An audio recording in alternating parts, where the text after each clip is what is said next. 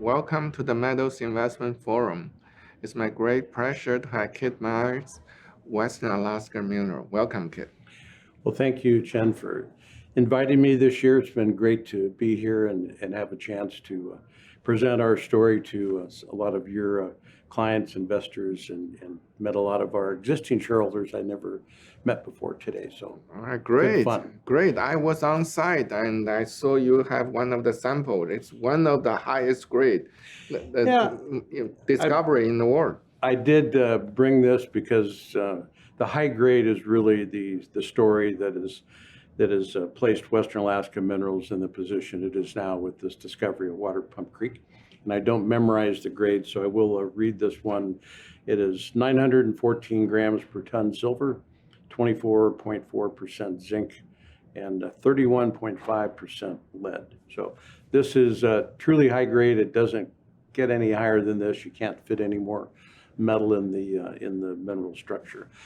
But more importantly, on a serious note, is in today's market, both for being a successful exploration company and then finding something, as our friend Peter McGaw has said many times, it needs to be economic, which some geologists forget that when they're doing their geology. But when you have a deposit that is this high grade, it changes all the economics. This ultimately will be a underground mine that will have a very small footprint. So from an environmental standpoint, that's very good.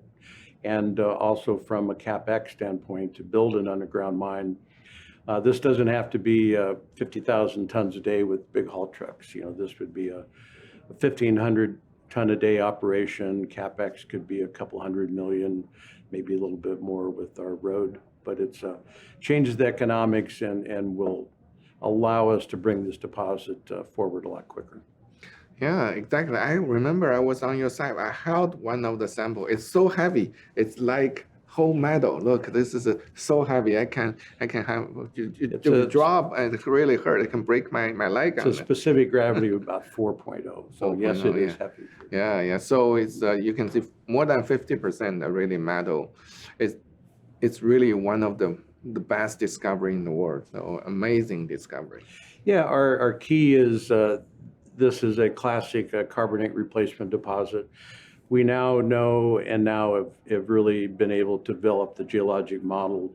8 kilometers away is the past producing Illinois Creek open pit gold mine, gold, silver, and copper, which was the first producing heap leach gold mine in Alaska, just prior to Fort Knox. Fort Knox is a little bit bigger and lasted a little bit longer. But the importance of Illinois Creek, and through our work, and Joe Pekenbrock, our Chief Exploration Officer, and we brought Dr. Peter McGaw on site 3 times, I think, is that we have an entire CRD mega system here. It's about 8 kilometers across, sort of twice the geographic distance to, say, a Tintic or Santa Eulalia and Chihuahua. Our job is we know at one end we have the copper silver gold high grade core, the heat engine probably generated by a porphyry copper somewhere at depth, and 8 kilometers away this very high grade at Waterpump Creek. So our job is to connect the dots, follow the geologic structures and the stratigraphy. We've done some very extensive geophysics in 2022 and this last year, our first 3-dimensional induced polarization study. And that has allowed us to tie the anomalies together and give us a lot of targets. We just need to raise enough money in the capital markets to really test all these, and that's the challenge for a company today. Well, it's a challenge for every junior. But you have so much, coming, and potentially just one big discovery can change the whole picture. Yeah, very much so. The Waterpump Creek area is about 500 meters north-south, and then we hit a fault. We've jumped across the fault. The geology, the soil geochemistry, the geophysics continues for 4 kilometers. And we probably have 10 or 12 holes in that entire 4 kilometers. So our goal is to take the current size. We're planning to come out with a resource in the first quarter. That's always difficult to figure out exactly how to how to do that for your first one. But our goal is to triple, quadruple the size of the Waterpump Creek zone just by extending it to the south. That will make it take it over the economic threshold of, say, 140 million ounces of silver equivalent. But we have other targets at Warm Springs, which is getting closer to the old past producing mine, is an Hermosa style, large tonnage, lead zinc, probably a little more copper and a little gold, we hope, as we get closer to the source. Wow, great. Well, I've been to this. I even took a helicopter to the round top. I mean, there are so many targets you can drill. And yeah, Round Top is a classic porphyry copper moly silver deposit. It's about 12 miles away. Different geologic age, 73 million years, 113 million years for Waterpump Creek. Shows that we have a true district with multiple generations of deposits and of different ages. With copper coming back to the forefront, we actually drilled Round Top 2016 to 19.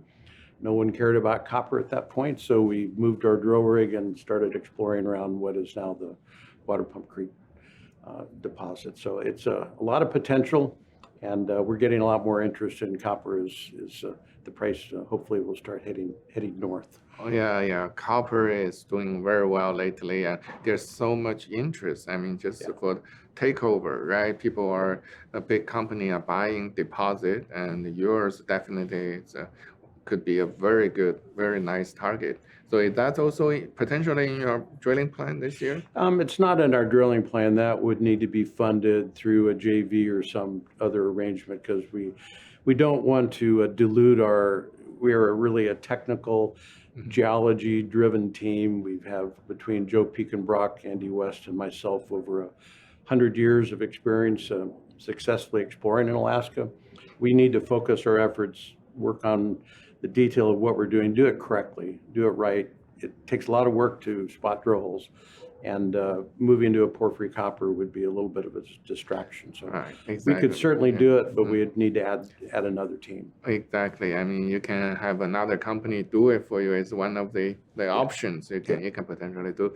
That's great. Last, maybe tell us a little bit the history of the project and your background. And sure. My background is I'm an economic geologist out of University of Arizona. Went to school with Joe and Peter McGaw. Spent early years working in Arizona, my master's thesis in Mexico for Piñoles up in the Sierra Madre when it was a little safer to work. But then when Anaconda moved north, I spent a decade living in Alaska, worked in the Ambler District, was on the discovery team at Greens Creek, worked throughout the state, and then in 1981, Anaconda and Cook Inlet Region, one of the native corporations, formed a joint venture to explore the whole state. And the 5 deposits that we now own in the Illinois Creek District were all discovered in 1981 during that grassroots effort. And was lucky to bring all the data back together through Joe Pekenbrock and myself. It took years to digitize hand-drawn maps and data, and we're still working on some of the geophysics. So that allowed us to have a unique position as a junior to own an entire district. When the mine closed in 2002, the state of Alaska let all the leases lapse, and we were able to, my wife Joan and I, go out and personally stake the northern half of the district. Joe got his snowshoes out and staked the southern half, and we combined forces in 2018 and then went public in November of 21. So but that was after 10 years of private exploration. All right. Sounds good, yeah.